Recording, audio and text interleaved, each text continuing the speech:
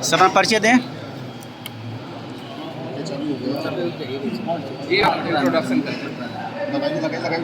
जी पूछिए। अपना परिचय दें। मिठाई लाल भारती, समाजवादी बाबा साहब अम्बेडकर वाहिनी का राष्ट्रीय अध्यक्ष। आज किस प्रकार का है आज प्रेस वार्ता? आज हमने अम्बेडकर वाहिनी के समस्त पदाधिकारियों को बैठक बुलाई है।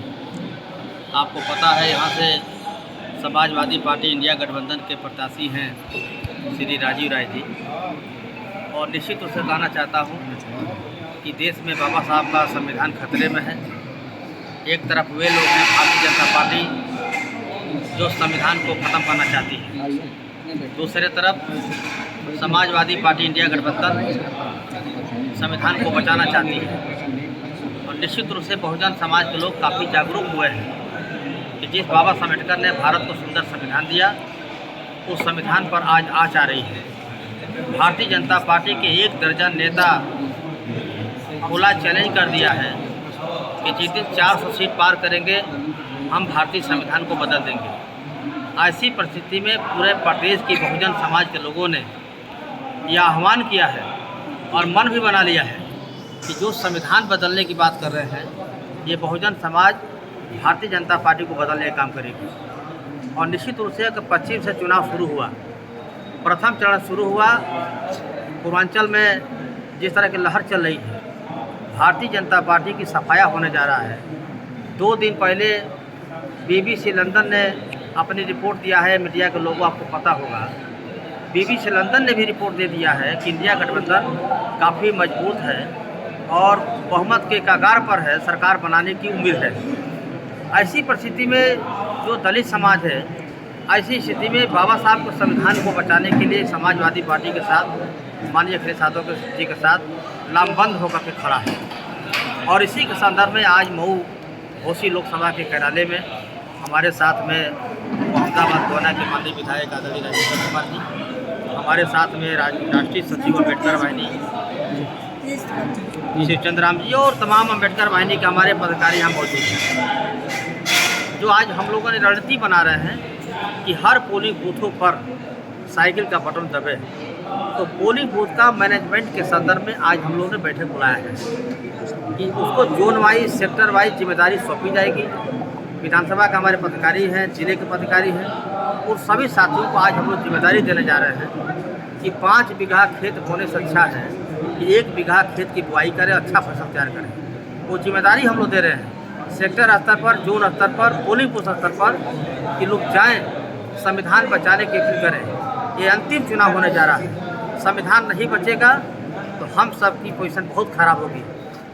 ये बताएं भारती जी कि आज ही बड़ी रैली बहन जी ने मोहम्मदाबाद गोहना में की है, तो क्या लगता है कि दलित वोट बहन जी को छोड़कर और इंडिया गठबंधन के साथ खड़ा होगा? बहन कुमारी मायावती जी देश की बड़ी नेता है, देश की सीनियर नेता है, समाजवादी पार्टी उनका सम्मान करती है। वो देश की दलित समाज की ब्रांड नेता है। वो देश के किसी कोने में जाएंगी तो उनको देखने के लिए समाज जाएगा, लेकिन समाज बहुत समझदार है। समाज को ये लग रहा है कि बहुजन समाज पार्टी भारतीय जनता पार्टी को नहीं रोक पा रही है, इसलिए संविधान बचाने के लिए समाजवादी पार्टी के साथ लामबंद हो रहा है। आप कतई भूल न करें कि समाजवादी पार्टी की लड़ाई बहन कुमारी मायावती से है। बहन जी का हम लोग बहुत आदर और सम्मान करते हैं। और समाजवादी पार्टी देखने के लिए लोग भीड़ में गए थे या वोट के लिए गए थे? बहन कुमारी मायावती जी दलित समाज के एक ब्रांड नेता हैं, बड़ी नेता हैं। वो कहीं जाएंगी तो उनको देखने के लिए लोग जाएंगे, लेकिन समाज ऐसा नहीं है। समाज बहुत समझदार है। ये हमारा दलित समाज सबसे ज़्यादा जय जय भीम करता है, सबसे ज़्यादा पार्क और मूर्तियाँ बनाता है, सबसे ज़्यादा जुलूस निकालता है, कार्यक्रम करता है। तो जब बाबा साहब का संविधान खतरे में है तो ये समाज कतई भारतीय जनता पार्टी। लेकिन एक सच्चाई है जो आप उससे इनकार नहीं कर सकते कि BSP का एक लंबे ज़माने से पूर्वांचल में होल्ड रहा है। BSP के संस्थापक सदस्यों में माननीय विधायक राजेंद्र कुमार जी बैठे हैं और समाजवादी पार्टी के टिकट पर लड़े 28,000 से चुनाव जीते।